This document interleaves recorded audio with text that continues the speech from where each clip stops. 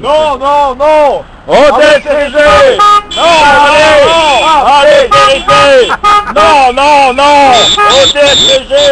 Non, non, non. À l'austérité. Non, non, non. OTCG. Non, non, non. À l'austérité. Bon, hey. Faut le discours, mais ça, parce que... On t'entendra plus là. Ouais. Allez, Freddy. Ah, tu regardes pas moi. Et tu coupes ça au moins. Ah non, non, non, c'est en direct là, vas-y. Ouais. Allez, ouais, pas grave. Bon, allez.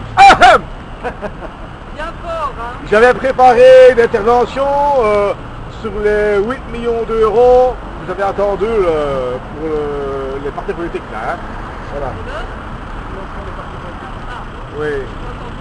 Ah. Tu vois pas? Je vais. Oui. Alors je vais essayer un peu plus. Allez, ouais, c'est avec le gueule. Arrête-le, hein. Arrête-le. On peut pas se dire. Je vais essayer. Vas-y. Voilà, ça va ça. Hein? Ouais. Bon, allez. La bonne nouvelle habituelle pour commencer. Voilà. Le gouvernement a enfin débloqué les revenus malgré la loi sur la compétitivité. En effet, les partis politiques, Très bien, pas grave, laisse tomber. Oh, pas grave. les partis politiques se sont auto-attribués 8 millions d'euros de plus grâce à la nouvelle loi sur le financement des partis. Alors, directement, on peut dire que les partis politiques font tout leur possible pour faire monter l'extrême droite et la droite extrême. Parce que c'est quand même scandaleux de faire ça, alors qu'ils imposent des plans d'austérité à la population. Ça montre en tout cas qu'ils vivent dans une bulle, ils ne se rendent pas compte de la dureté de la vie pour les citoyens. Voilà. Mais, j'ai été obligé de revoir ma copie parce que la réponse aujourd'hui des partis au pouvoir, c'est de dire « Oh mais non, on n'a rien gagné, au contraire, on économise 11 millions ».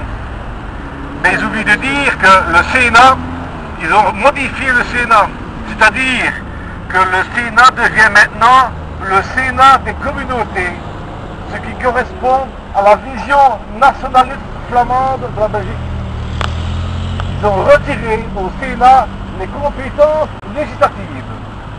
Le Sénat était une chambre de réflexion. Et c'est là qu'ont été élaborées toutes les grandes réformes du passé, et pas à la Chambre. Le Sénat était un verrou qui permettait d'éviter les votes trop précipités de textes de loi sous le coup d'une émotion. Tout le monde se souvient du malheureux qui a été tué à la Stib à Bruxelles. Maintenant, s'il n'y a pas un Sénat, on fait n'importe quoi comme loi. Hein.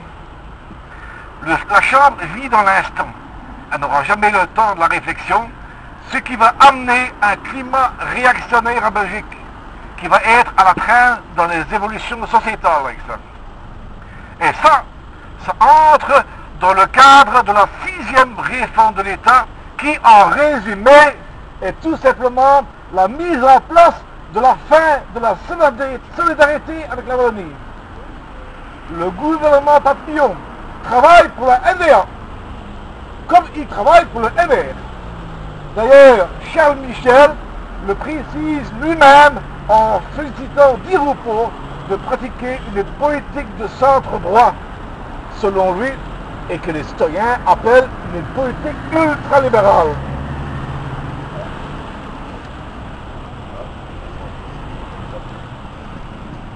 Vous verrez le discours complet sur Internet parce que, hein, voilà, je fais 2 pages.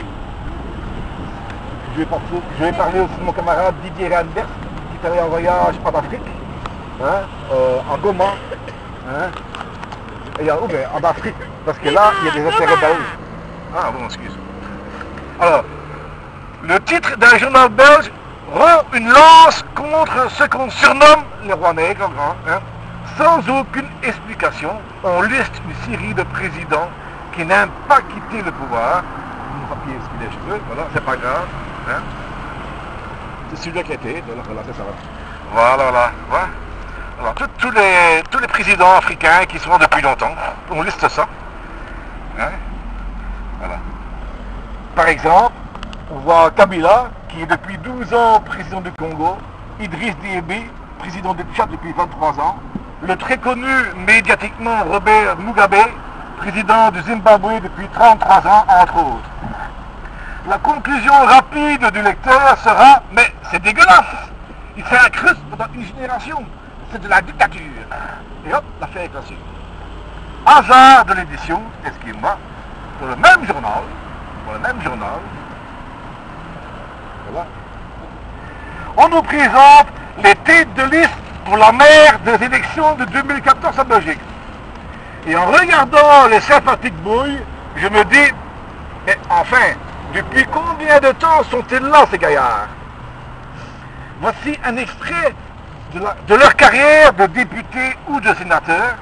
Je n'ai pas tenu compte des antécédents où leur carrière de plein temps en politique avait déjà commencé avant d'être élus. Par exemple, comme député provincial, ou chef de cabinet, ou président de parti, ou bourgmestre, ou échevin d'une grande ville, ou attaché de cabinet, ou président d'une institution, ou directeur de centre d'études d'un parti, etc., etc. Donc ils ont plein de possibilités de carrière avant même d'être élus. Di Rupo, par exemple, a été élu en 1987, ça lui fait 26 ans de pouvoir politique. Donc élu député. Isabelle Durand en 91, c'est 22 ans. Olivier Benguin en 89, c'est 24 ans.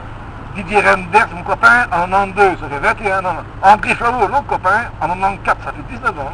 Je passe.